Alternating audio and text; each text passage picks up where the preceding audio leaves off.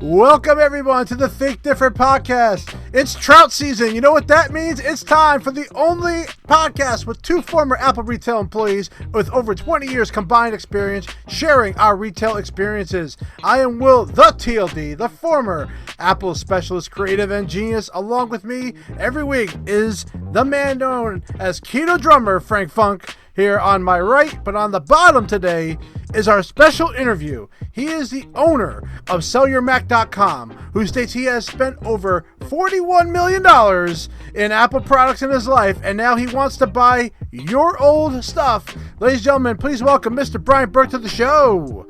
Woo! Thanks for having me, guys. Glad to be here. Bring my Mac Man energy to your podcast. That's right. And if you're watching on our YouTube, man, the man is dressed much better than all of us, today. I'm in my standard gray shirt that I wear downstairs when I have to go on my meetings. And then, because Frank's retired, he wants to go on his safari visit to Africa, and he's ready to go with that hat. And Brian has his aqua blue, traditional Apple color. Sell your Mac blue, baby. So, yeah. And that, which ties into this week's in history, because in case you didn't know this one, on March 24th of 2001, Apple started macOS 10 at this time this week. What is it now? 20 years ago. 20 years. So that's where the aqua blue came from. So it's kind of fitting that you're wearing the suit of the colors of Mac when it first started. That is when they had the aqua blue Apple logo. That was my favorite Apple logo besides the rainbow. I love the rainbow. Now I got to ask, does anyone remember the first macOS 10? The name of it. See if anybody knows. Cheetah, wasn't it? Wow. Yes, Frank Funk is correct. Cheetah is. I almost went Panther. So Cheetah was the first version. So I thought every week we like to bring in a week of history in the show, and we always bring up something in the past. This was the item I picked. 20 years ago that happened. Well, Frank was the oldest of us, so he remembers it the best. Absolutely, that is a fact. That's why Frank knows it. Yeah, see? So Brian's going along with making fun of Frank's age. I love it. So we have to get to you, Brian. This is all about you today and your business. You guys. No, please, make fun of him all you want. Today is all about you, Brian. We're going to talk about your journey, about your Apple experience, your business as well, of SellYourMac.com. So let's start right off about your first Apple product. And I want to ask, what was the one that you remember first? And what kind of impact did it leave on you? Definitely a life-changing impact. I got my first Apple product in third grade, and it was a Performa Mac. And that kind of set me on the journey to wanting to learn a lot about Apple products. And I really dove in. I had a computer teacher at the time. I was his first student after he left his other consulting role to come teach people how to use Apple products at their home. So I was really learning with him on a weekly basis and caught up quickly on how to use an Apple computer. And within another year, I was basically teaching the computer class at my school because the teacher didn't know that much about computers. So my knowledge, went from 0 to 100, pretty quickly, and my passion did too. And I've kind of kept that passion up my entire life, and that ultimately led me to start this business. So you were in third grade. By that time, I think I had about 25 years at the former company I was with. What year was that? Oh, so how old are you in third grade? You're about nine years old. So probably about 92. 92. Yeah. Okay. I started with my former firm in 1974. Wow. There you go. So so what was your first Apple product then? My first Apple product, I actually bought that for my daughter. She wanted an iPod, and I bought it. And of course, being a dutiful father, I had to test it out. I loaded some products on it, and I said, "Oh, this is pretty nice." And then I noticed a thing on there that said games. So I went and I hit the games, and it started playing a song, and it would say, "Okay, what song is this?" You give you a selection of 4. And I was like, wow, that's really cool. I got to get one of these. So I went back to the store and I bought one for me. after That's that, like that's like Shazam in reverse. yeah. I was really late to the game. I got the iPod third generation was my very first Apple product. So a Wow, little you late were in a the game. holdout. I was a holdout, but the one cool thing about me is I got to be in New York where they had the Prince Street Apple Store and they had the big screen. That was an experience, and 3 and 4 hour waits. Yeah, those are the days Wow, of is Apple. that the one in Soho? It is the one in Soho. Yep. That store is so hidden. It's that tiny little sign out front. I mean, Yep. you could just walk right by it. And compared now to what you see now on all the Apple stores that are out there now, I mean, forget it. They're taking over landmarks now. Yeah. Yes. They're really inspirational kind of stores. I mean, you look at, ones like Michigan Avenue and stuff like that. I mean, it's an experience in the city. Yeah, I actually went to the Cube when it changed to its new style, which is on our YouTube channel. There's a blog there of me going through that store, and I got to see some old Apple people I worked with back in where my home store was, which is in Freehold, New Jersey. Cool. So, in fact, the guy that was my manager at the time when we started is now the head guy of that store. So, and he is Apple. That Dan Zadak? No, not that guy. and you don't do that guy. But he was. If there was one guy that could sell .Mac, that was him, and he sold it to every customer. So, Brian, what is your background, and what made you get started in this venture? I would say my background is entrepreneurship. I've really always been buying and selling products. It started off when I was super young, selling jewelry on the streets and making lanyards and stuff like that to resell. And then in grade school, I transitioned to selling Audi car parts. I was very passionate about the Audi brand at the time. And then I started buying and selling stocks after my bar mitzvah. And I really have a knack for stocks, and it's something I'm still super passionate about. I started buying Apple under $1, split adjusted. So it's been a good ride on the Apple. And then in college, I really started doing electronics. And this kind of came from a need that I saw that my friends were simply too lazy to resell their own products. And I wanted to hustle to get them sold and make money to, go enjoy the nightlife down in New Orleans. So I was, selling their products on commission, had a really good knack for eBay. And then that transitioned to buying and selling more products when I graduated. And I kind of just grew their business organically from there. Is that where you're located, in New Orleans? Just for college. I'm in Cincinnati right now. Oh, okay. I visited. Now, what year were you in college? 2002. Oh, okay. I visited New Orleans in 1995 for a CA convention. You remember CA, Computer Associates?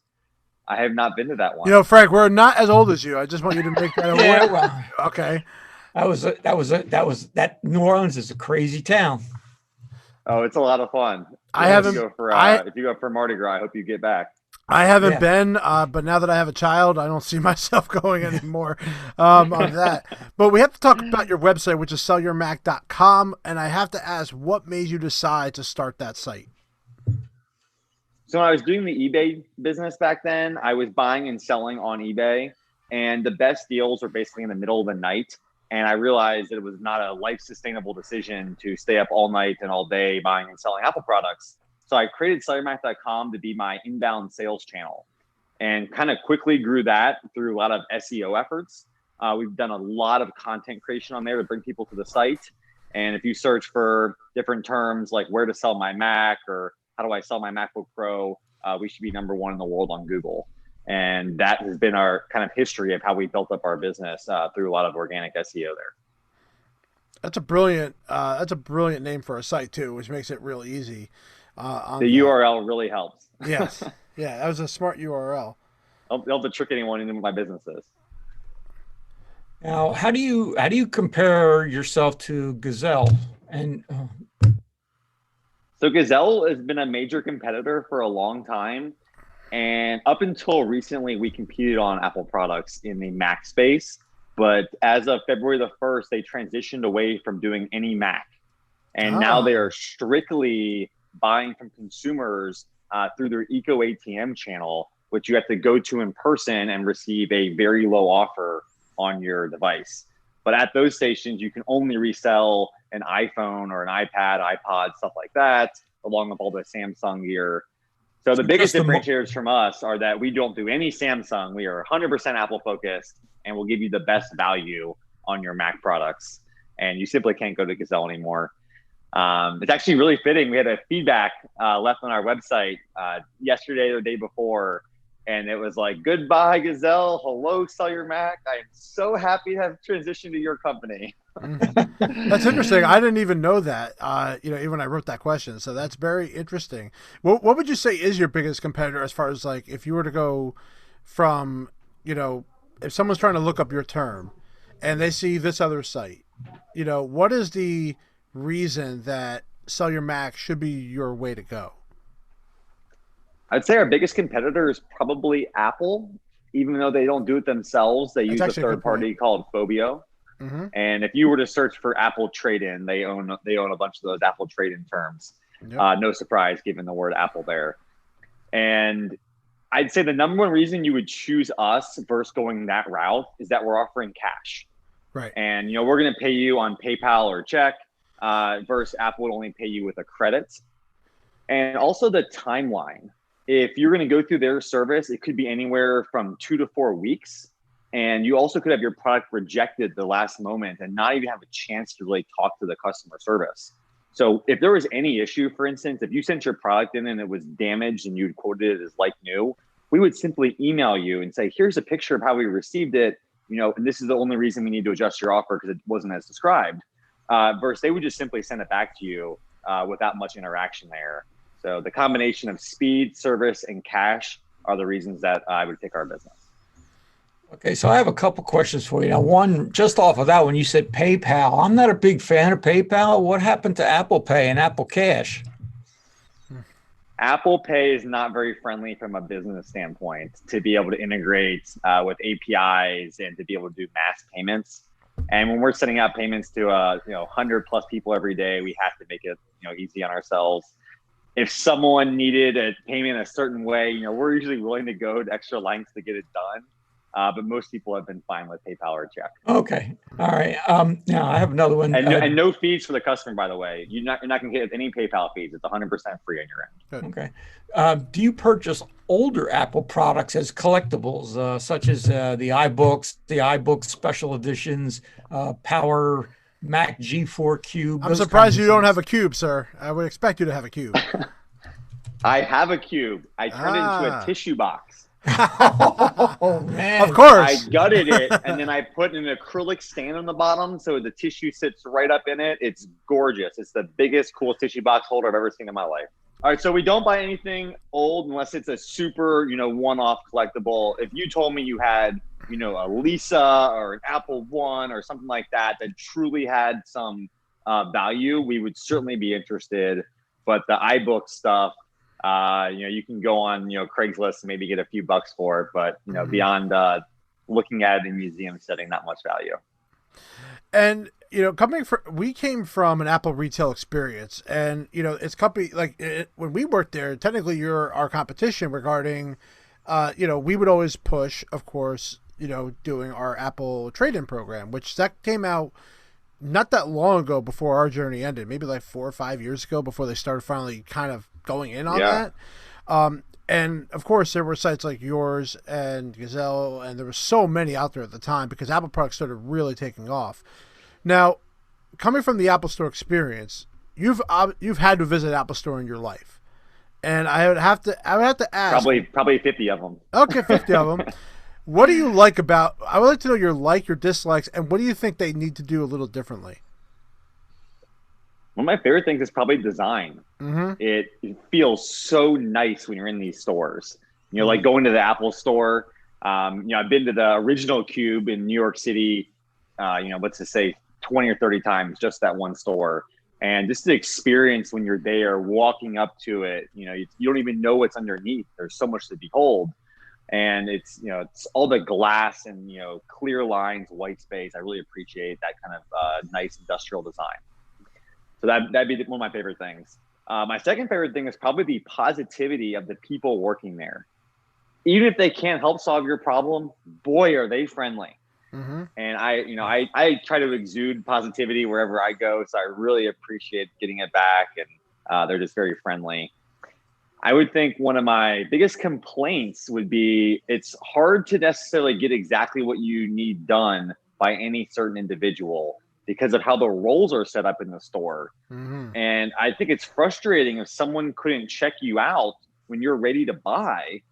And I've heard from my own friends that they've waited in the store 20 minutes to buy a product and end up leaving to go to Best Buy to buy because they just couldn't stand there any longer and no one was helping them out.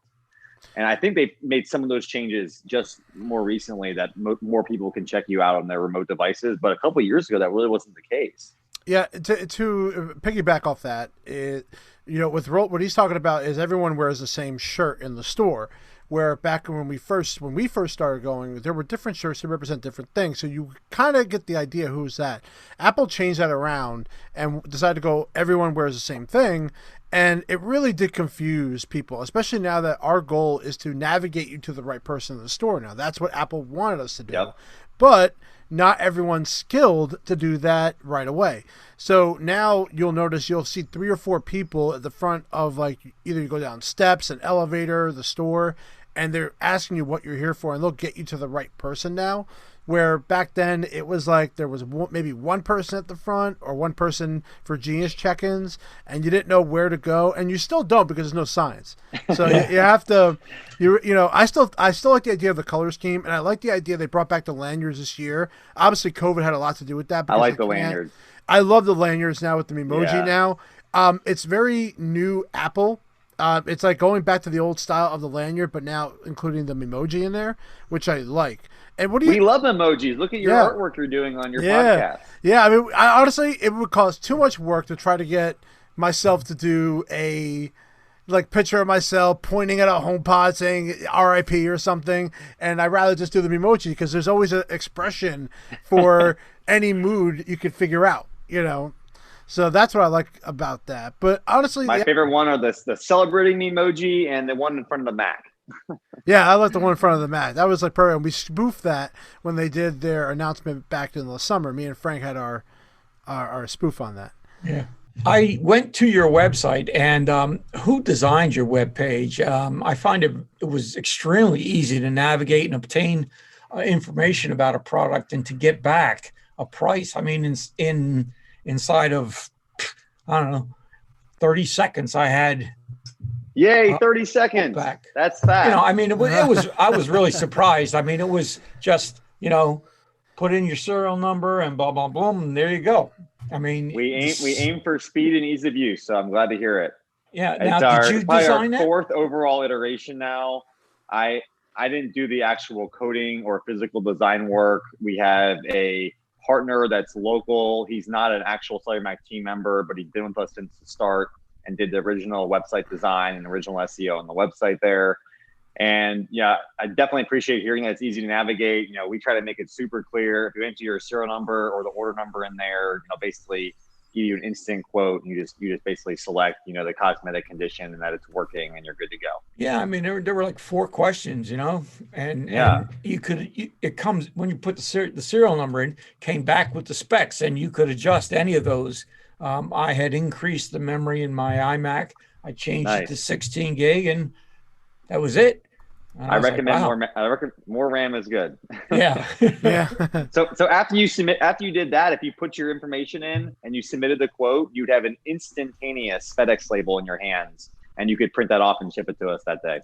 Wow, very nice. It was an excellent site. I mean, and if you need a box for that iMac that you have there, we'll send you a custom box to make sure it arrives safely. It's free of charge. So you've covered all the bases to make it really extremely easy for the person to sell you their product. Now, what do you do with them? I mean, other than you give them the once over? Do you go through them, make sure Absolutely. Well, the first thing we're going to do, Frank, is we're going to wipe your data. Even if you've done it already, we're going to re-wipe it and make sure it's, nothing left on there from our clients. And we'll even go to crazy lengths. If you sent it in and it didn't power on, we'll take out the drive, we'll wipe it in the caddy. If that doesn't work, we'll smash it or shred it. So beyond that, we're going to do a full battery of tests, anywhere from 30 to 60 different things we're going to test depending on what kind of product it is. And, beyond that, we're going to physically clean it and then put it on one of our websites for sale. If it's on our e-commerce site, it's renewedmax.com. And we also list things on eBay, and we have some other third-party channels on there. But basically anywhere that someone's looking online, we want them to be able to find us to buy their next Apple product. Yeah, honestly, I went to renewmax.com and I actually checked out some of your pricing. Very fair on the pricing. I bought a guy locally, a mid-2012 13-inch new battery. He put a SSD in there for me. It was like $400. It was like a tremendous deal for that, because unfortunately Apple's getting rid of a lot of these old 32-bit things. And because I'm also a video editor, I also need the old version of Adobe Encore, which hasn't been upgraded since CS6. So I had. So you're editing on your 2012 MacBook Pro? Oh no, this ain't the one I'm on right now. Is not a 2012 MacBook Pro. I bought a separate computer just to do that. Just in case, because I do make Blu-ray menus, so I need to have that just in case. Meanwhile, I was able to upgrade to Big Sur, what I'm running now. This is a 2016 MacBook Pro, so. Which I need. These older units still work so well. I mean, they really do. I love the new M1 Mac. I mean, it's incredible. I have a MacBook Pro, unbelievably fast. But my other products are older and they're great. I don't need to upgrade them. I told Frank this year, this is the year of the Mac, if anything. And this is actually something I was going to talk to you about. Was about what Apple has been doing the last few years. Because I could tell you there was these weird releases that were coming out that were very questionable, like the trash can MacBook Pro, the first Apple Watch, how they promoted it as a jewelry product, or even the first HomePod. It was high fashion. Yeah, it was, oh god, what we had to do in the stores for that, you would the Hermes, the Hermes watches that rip off. I can't even say that right. Yeah, even the MacBook Pro with the Touch Bar, and then going all USB-C, and we talked about dongle before we started. What do you feel like? Wait, are you anti HomePod and anti Trash Can Mac Pro? I question their releases of it because of what they took away, or what they're not giving us in that product that makes it like the product to have. Now the watch turned around.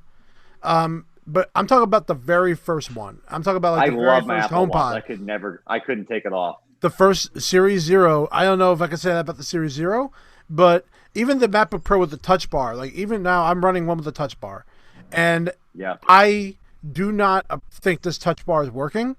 At least the way it's designed right now.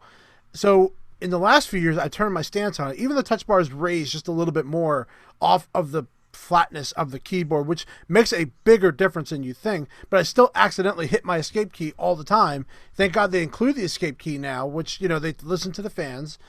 And that's my question to you is, do you think there was a bunch of years where Apple was not really listening? They were just putting out whatever they wanted, but they weren't ready to go, or they weren't ready for the market? And do you think there's a difference you feel in the last few years? I would say I think Apple always has a strategy. So even if we don't think it was the right computer for us, it might have been on purpose that they didn't give us all the ports we wanted. And now this new Mac's going to come out in, 3 to 8 months before the end of the year, and they're going to have all the ports back, and everyone's going to jump on it like crazy. But there could be something with that. That's my point, was that with the first Apple Watch, it was slow as hell, and two, it took a minute to launch an app. it treated like a jewelry product, and it really wasn't until about the third and fourth generation they really got the idea behind it, and they realized, oh my god, this is much more of a fitness product, more so than it is a jewelry product, and more so for health reasons, and that's when they really made the difference. Even with the there he is. I'm not wearing mine. I don't wear mine when I work from home. I was took it off. I don't need it. I don't need it all the time. Right. I was a watch collector. I have a collection of 2 Citizen Echoes. I have 6 Chase Dower watches, and since I bought the Apple Watch, I never, and I mean never, wear those watches. I must have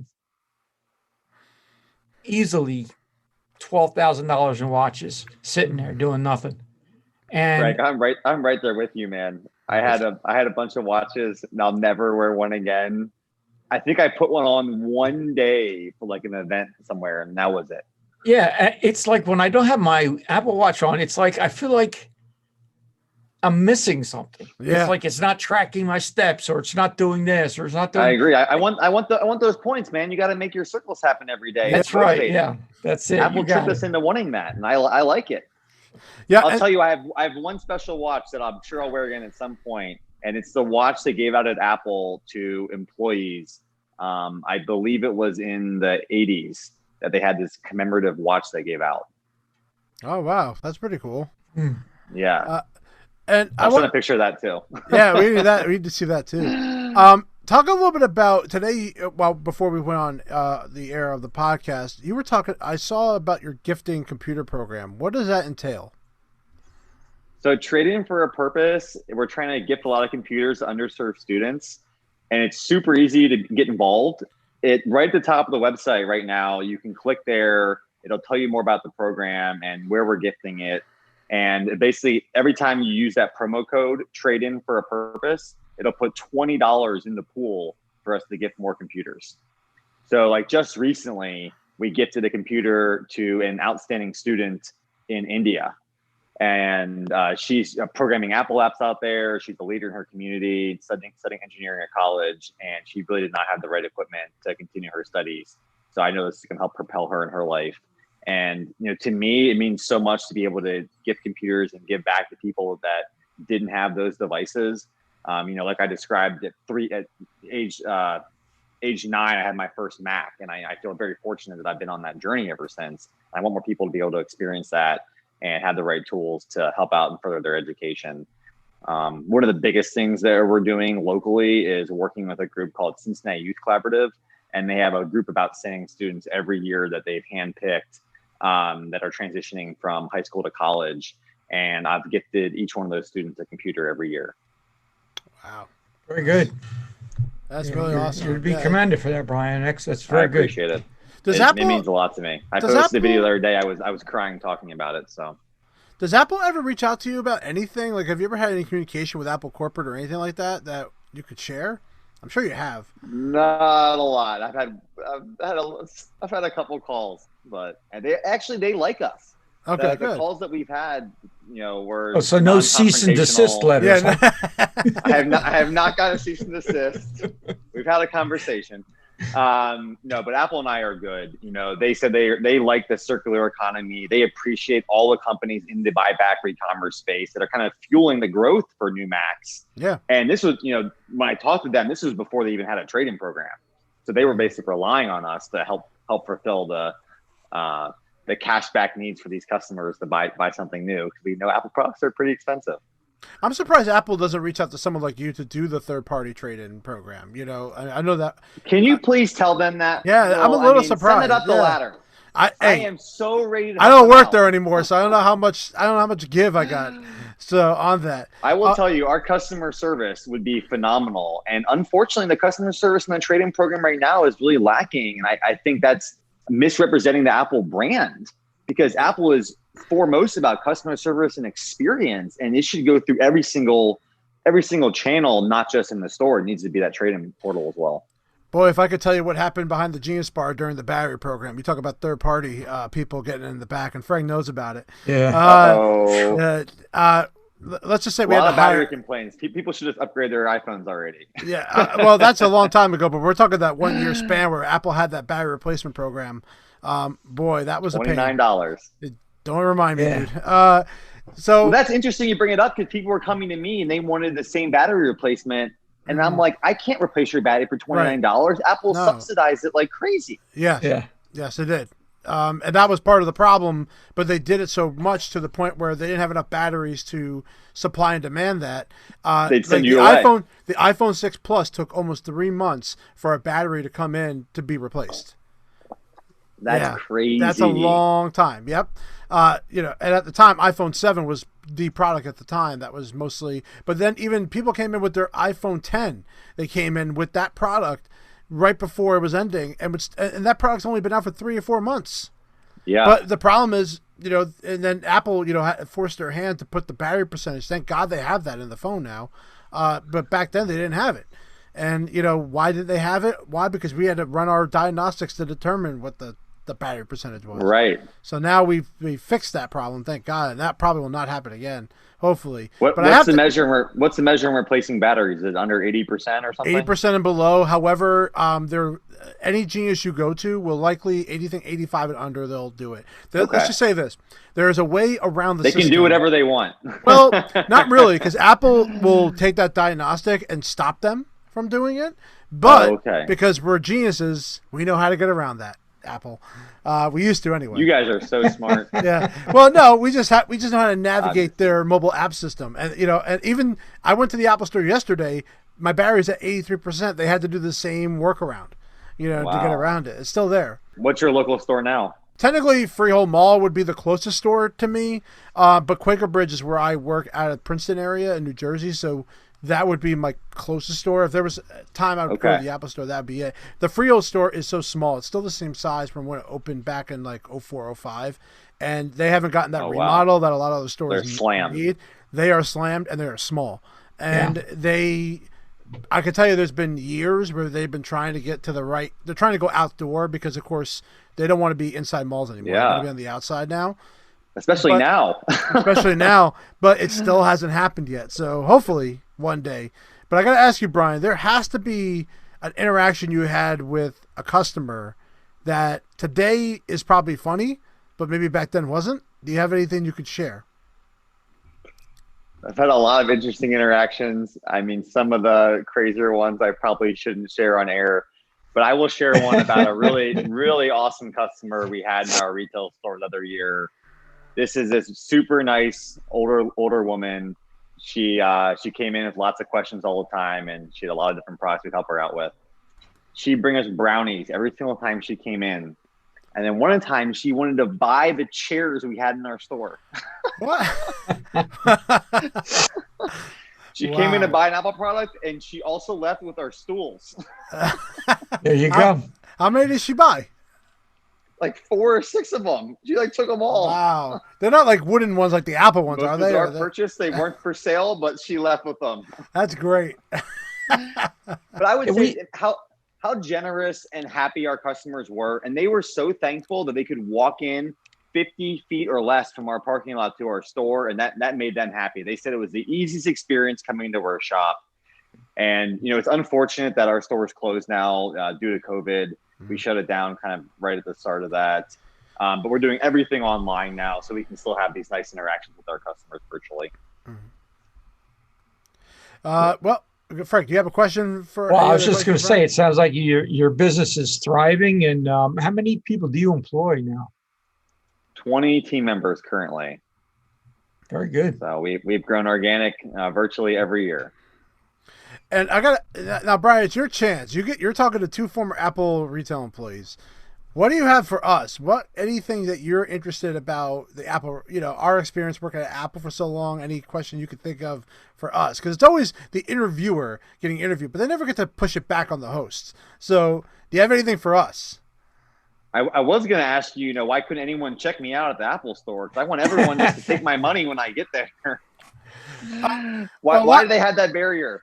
My barrier on it is the idea that that's not my job motive most of the time. It's also how people got trained. If they're, for example, if I'm at the Genius Bar and you want to go buy a product, a lot of times we would push it to somebody else. And that's because we're on a queue. We're numbered. You're on a timetable. Yes, correct. So let's say that our goal is that we have to hit 5 people in the hour.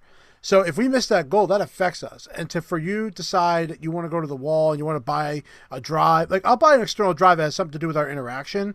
But if you're want an iPhone or you want something else, the Genius is not the guy to go to, or the creative or the trainer is not the right person, because the idea is to give you the right experience with the right people that know what they're talking about. And if you want a Genius to sell you an iPhone, I'm going to tell you right now, going through that POS system, they're not going to know what they're doing. Yeah. Because they're not trained on it. There were a lot of times. Yeah, Frank would know better because he was he had more time than I did as far as interaction with customers. Well, there were a lot of times that a Genius would come over and say, hey, I'm working with somebody, but they want to purchase whether it's a cable or a case or an iPhone or whatever. As soon as we're through here, can you take care of them? I said, absolutely. And I would go over and introduce myself, and then we would, I would get the table set for whatever it is they wanted to the handoff. Yeah. And so I worked pretty well with Will and a couple of other technicians. And likewise, if I had an issue with a customer who had maybe, say, a more technical question, I would tap into their knowledge to help resolve their issue.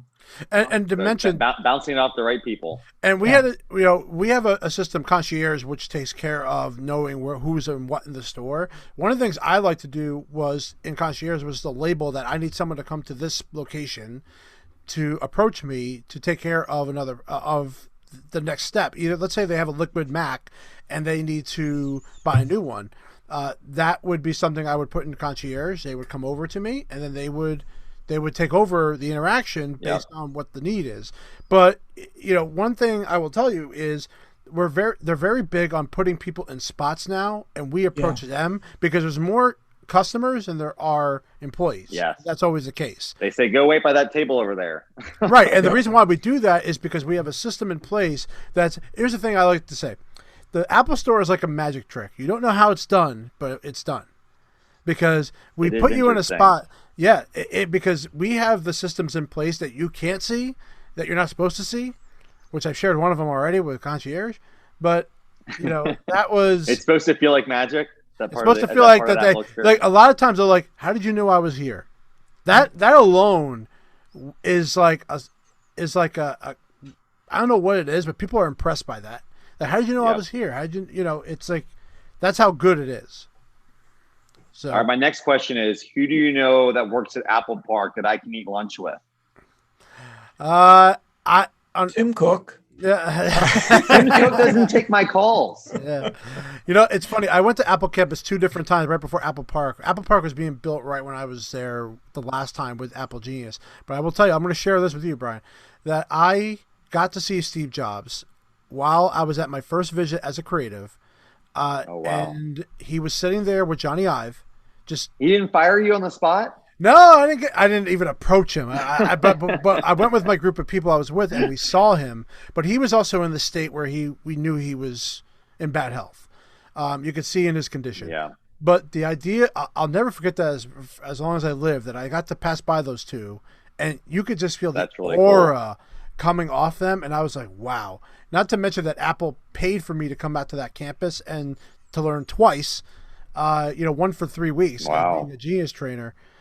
Which they don't do that anymore. So I'm really glad I got to be a part of that experience. That is special. That it's really special. And that's why I stayed I think that's why people stay there so long. Not to mention you're talking about the amount of money they do, not to mention the behind the scenes of how much they take care of us as employees. The number may not be there, and maybe the work lifestyle balance is not there, but stock, 401k, everything. Your guys' stock benefits are crazy there. You're buying stock at 15% less than the lowest price. I'm like, can you sign me up for that deal? But you think of it, that's the bigger picture of it. That Apple and they do the same thing for corporate employees. There's no one different between a retail employee and a corporate employee, and that's what made it very hard to leave. I was kind of pulled away by another company, and that's what happened. But you'll see a lot of people work at Apple retail. I'm going to tell you this: the lead genius of the Apple Freehold location is the same guy since 2008. Wow! In my case, down. In my case, I was working full time for a Fortune 500 company, and my wife kind of just said, well, why don't you try Apple? And I just went out because I had a bad day at work. Lunchtime, I went out, filled out an application. On my way home, Freehold called me, and I went in and I worked for, like I said, almost 11 years part-time for Apple. Yeah. And it was, unbelievable experience. And to get that job. So your wife got you the job. Well, yeah. I had an interview at Freehold. Cool she pushed you that way. 3 different managers, and it lasted almost 2.5 hours. It was. What's the toughest questions they asked you at Apple? Are you allowed to share? It really wasn't. They didn't ask anything technical about do you know about the products? It was all about, how you talk to somebody. Confirmation. Are you a people person? Yeah. Yeah. That's the key. It's Are knowing. you passionate for people? Yep. Yeah. It's different about the product is not as important as, the interaction. That's why you say, that's why I asked you, what is one of the things you like about the Apple Store? And one of the things you said were the people that work there because they're in a good mood. And I could tell you, I've been in Apple stores where people got hired that should not have been hired there. And I've been a part of the hiring process because one of the things that they like to do was have us look at some of the people who are interviewing. So they would have a group of 20 people. That's good. Split them off into groups. And I would tell them, talk to me about the feature and the benefit of this pencil. And that was their goal, was to talk to me about that. Yeah. The one guy that I remember I helped stayed with that company for over 10 years at a different Apple store. And because, because of my recommendation that I went, the managers didn't see all the people. They relied on us. So the Apple employee is just as important of helping someone get hired, at the time. So it's really a different way of how they do it. That's cool. You're helping select that culture that you're bringing in the store. They are very strict on who they want in that company, and you better have the skills necessary to talk to somebody. You're a perfect person for that. Your attitude is perfect for that. You think you fit in well at the Apple Store? I think you would. I think absolutely. I could tell just by looking at a person if they go to an Apple Store. I thought of that. My wife, they even let me. She can't be at an Apple Store. Okay. Yeah. I really want an @apple.com email address. So it's like, can I get think I can get a part-time job there? Would they let me do that with? You know what? My idea, just like Frank, go part-time for the end of your career and retire there. Listen, when I was with this Fortune 500 company, I had one of the managers come up to me and ask me, why are you working for Apple? And I said, well, let me put it to you this way. I go to a company and I work for maybe 5-6 hours or about 4.5-5 hours a night. And I said, I talk to people about the things I like and the things that they want to know about. And I get all these benefits and oh yeah, they pay me. What's not to like? I talk about Apple. I love Apple. Yeah, right. Exactly. Love that discount too. That's I got $1,000 off a computer one time just because of the percentage that we get off plus the $500 we used to get. Wow. Yeah. So that is a good deal. You can't beat it. Sorry, SellMyMac.com might not be able to beat that deal, but no, I can't beat that. That's epic. So I Brian, got no deals. Well, Brian, I would be happy to offer your listeners a special bonus or discount. I could do a think different promo code for you guys and your listeners. You know what? We would appreciate that. Terrific. So go to sellyourmac.com. We're going to have it in our posting of this episode. You can get a special link from Brian with a discount to sellyourmac.com. We really do appreciate you coming on, Brian, for this episode. It's been great to talk to somebody outside of talking to someone outside of the Apple retail experience, but someone who love your guys' Apple energy. We worked there. How can you not tell we were Apple employees? Yeah. I'm feeling it. I could tell more if I saw your 10-year Apple plaque, but it's nowhere to be seen. Okay. Oh. Yeah. Well, I'm sorry. We'll have you back next time. Yeah. Next time. Follow up. How about this? At the end of the episode on YouTube, I'm going to take a picture. I'll put that right on the episode, which that means you are forced to watch the entire episode to see my Apple plaque. I love it. So, we will tap in with the tissue box at the end. Oh, yes. The G4 tissue box. Yes. So enjoy the tissue boxes and the plaques, ladies and gentlemen. We want to thank you for this episode of the Think Different podcast. Thank you very much, Brian, for coming on. Frank, unfortunately, I will see you in the next episode, and we love every single one of you. Peace out, man. Cheers, guys.